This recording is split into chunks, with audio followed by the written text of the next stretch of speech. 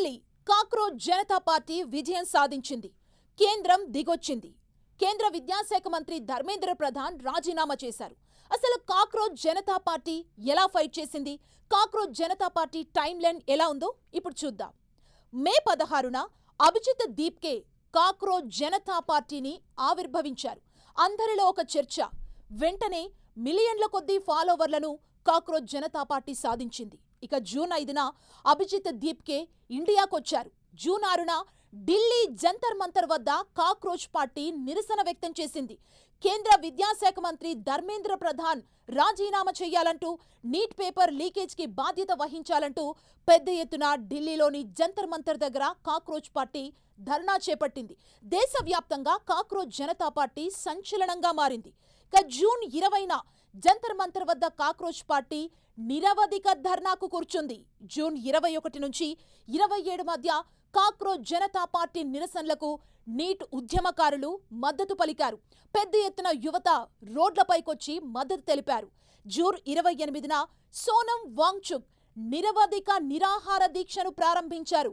ఇక ఆ రోజుతో ఉద్యమం మరింత ఉధృతమైంది. జూన్ 19న సోనం వాంగ్చుక్ దీక్షను భగ్నం చేసి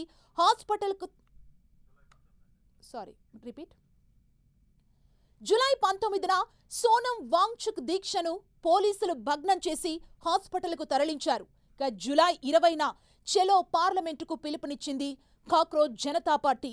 ఇక నిరసనకారులపై లాఠీ చార్జ్ జరిగింది. పెద్ద ఎత్తున విద్యార్థులు అక్కడికి చేరుకున్నారు. సోషల్ మీడియాలో కానీ ఎక్కడ చూసినా కాక్రోచ్ జనతా పార్టీ నిరసనలే ఆ రోజంతా కనిపించాయి.